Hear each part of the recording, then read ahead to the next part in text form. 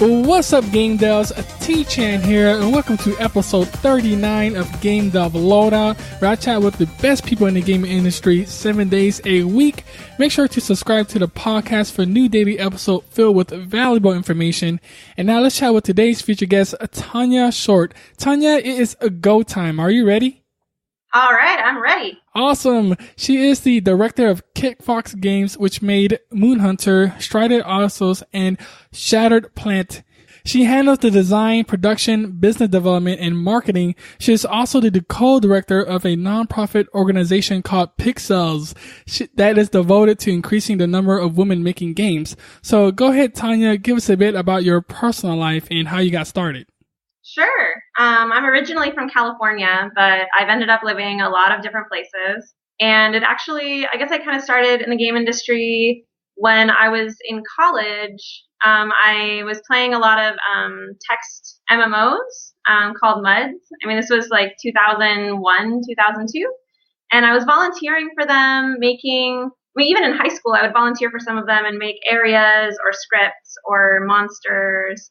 And I don't know, from there I got an internship, and my dream was to be a lore master for a virtual world, like an MMO. But I ended up changing my dream later. It's okay to change things.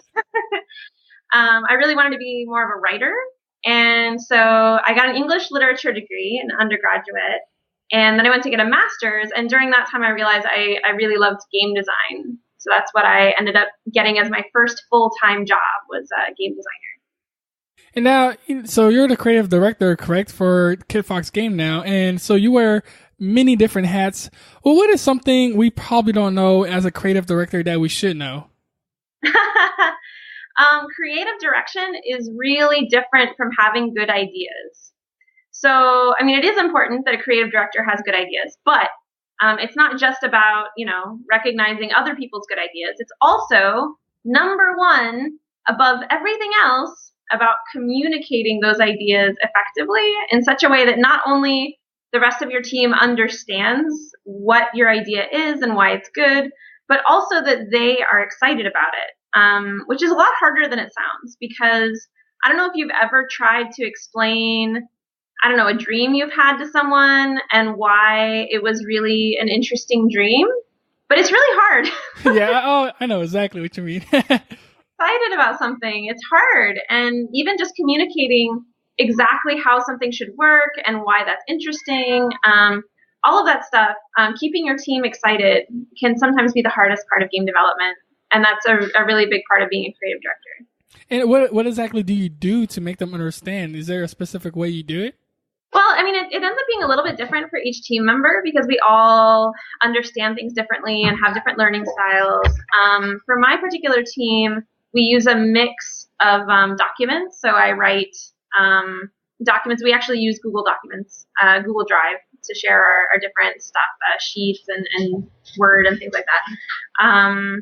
But a lot of it is really just, reading it, thinking about it, coming back with a ton of questions, being really open to feedback, writing even little doodles on pieces of notebook paper can be really helpful to help communicate what you're thinking about, because sometimes words just aren't good enough.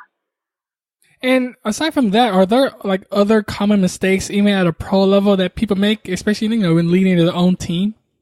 Well, and now this is it's a little hard for some teams. Like if you're working part-time and you already have a day job, then maybe this doesn't apply to you. But I see a lot of teams who feel like when they go full-time, especially, that they have to be working on something 100 hours a week or more, or else they're not really putting in the right amount of effort. Like they feel like, if I'm not working at all hours of the day, then I'm slacking off. I'm not doing my best work. And I think that's a complete mistake. I think there's something really wrong with your game process if you need to work on it more than is healthy and sustainable in the long run. Because ideally, you want to be making more and more games.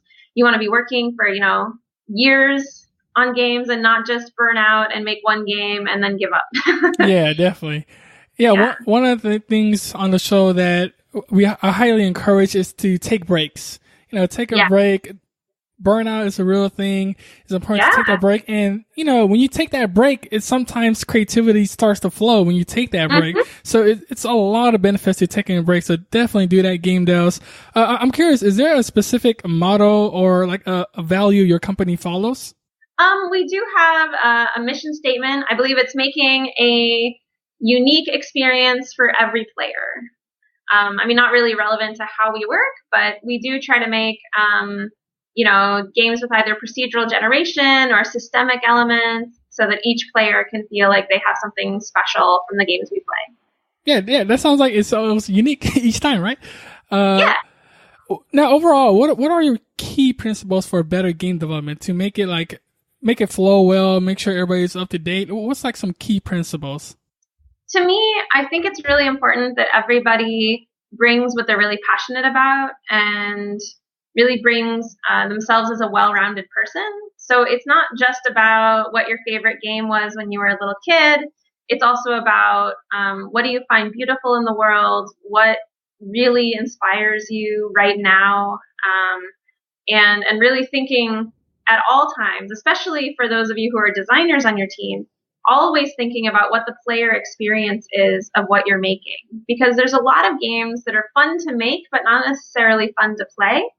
And so finding a balance there where it can be something you enjoy making, but also your players at the end of the day are also going to have a really fun time playing it, and exactly the kind of experience that you want them to have, whether that's terrifying or comforting or relaxing. If you're not always thinking about what the player is experiencing, then your game will probably not achieve what you want it to. Yeah, that user experience is so crucial to get and you have to watch them play to see how they play your game, what they do, what they don't do. Yeah. So it's so important to get that user experience. And when you chose your team members, or how did you go about choosing your team members? Because, people want to start their own company. They want to look for teammates to work on a new game. How would they go about finding the right team member? Yeah, I recommend getting involved in your local organizations if there are any. If you're in a place where there aren't any local organizations, then maybe reach out online. There's a lot of different communities, either on, there's some sub communities on Reddit or in Yo-Yo Games or other websites.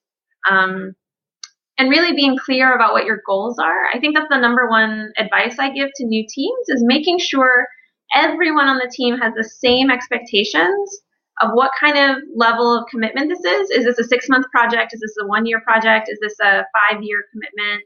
And that everybody has the same expectation of what will happen when the game is finished. Will you get a salary at that point? Will you be sharing revenue? Will you quit and go do other things? All of those things are part of why new teams tend to enjoy game jamming together, because it's very easy to have the same expectations in a game jam. Yeah, definitely check out this game jam. I still need to check out one. I heard that it's amazing. So next time one comes up, I gotta check it out. Let's take this on a more personal level, because creating a game can be very long and difficult, and I'm pretty sure you had some bad moments. What was the worst moment of your career? That one moment that's still vivid in your mind? Be very detailed and tell us that personal story. Well, everything is all unicorns and rainbows. What do you mean? No, I've had a lot of difficult moments. I think my hardest was actually when I was lead designer on a game, and above me I had the producer, and above them I had the lead producer, I guess. And I was feeling very frustrated to the point where I was having regular nightmares that I would wake up screaming from. Oh, wow. I think part of it is that I felt like I was being micromanaged and not trusted, but a large part of it, I realized looking back, was that at the time I hadn't learned how to respectfully disagree with someone, or just accept that sometimes there are authorities bigger than me that I should just go along with. When you get a few years experience, especially when you're working in a larger team where you're not the creative director, or sometimes even when you are, if you're working for somewhere like Ubisoft, you start to figure out how to separate your personal excitement from the feeling that you have to control everything. And that was a really hard lesson for me, because I'm a very opinionated person, and I'm very respectful in my opinion. But I remember distinctly there was this one meeting where the executive producer from Europe is in a meeting with me, and he says something, and I don't remember what that was, but I remember what I said was, I disagree. And I thought that was perfectly reasonable. Like, it's fine if he wants to overrule me, but I thought, just saying, I disagree is a fine thing to say. I was informed that is not the correct thing to say. If you want to have a civil discussion with an executive that's across the continent or whatever, it's probably better to voice your disagreement in a different way or just let it go. And I think it was really important for me at that moment to learn I really have to let it go, take a breath. It's just a video game. And not really take everything to its I don't know, intellectual debate extreme. I can't imagine, because that is a really hard thing to do, because you're passionate about the game, but then when you have to take a different route, it does affect you. Yeah, like I worked for 100 hours on this, and you're telling me I have to do it all over again. Like, I disagree. I don't think that's a good idea, but it's not my call. Well, it is now. I mean, great. So for game devs that's in that type of situation where they have to face, I guess, a higher up or an executive, but they're not with that decision, what do you want to make sure they take away, and what can they do, I guess? The best advice that I always give people that are starting to get away from being a junior designer and they're starting to be a mid-level or senior designer, it's very important to focus on making your little tiny part of the game as amazing as you can and let go of everything else. Everything else, I mean, if someone asks your opinion, sure, of course you're going to have an opinion. Designers are the most opinionated people on the planet. But if you can make your part of the game incredible, that will give you power forever, because you'll be the person that made that little amazing. Even if the rest of the game is falling apart, even if the rest of the game is garbage, you'll be proud of what you did, and you'll be able to carry that forward. I love that. Stay focused on your job, on the things you have to do, and make it the best you can. Yeah. What is the best investment you've made? And it could be investment of money, time, or energy. And how did you decide to make that investment? Definitely looking back and starting to invest in Pixels, which you mentioned, which is now an official nonprofit. It's only a few hours here and there every week or two. But it's definitely paid itself back 1,000-fold in terms of happiness, and it's probably what I'm most proud of. So I'm really glad that I decided to make that emotional investment. Yeah, can you expand upon it? Like, what made you want to do it? What's the goal behind it, and how does the organization work?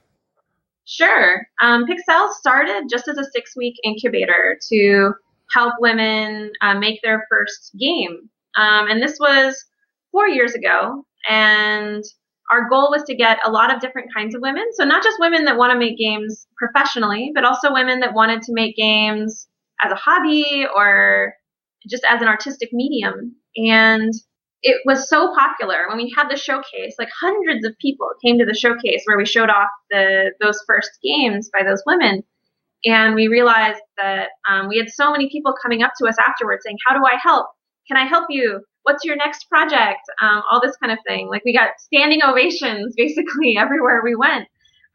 So we had to think about what the best way to serve this new community was.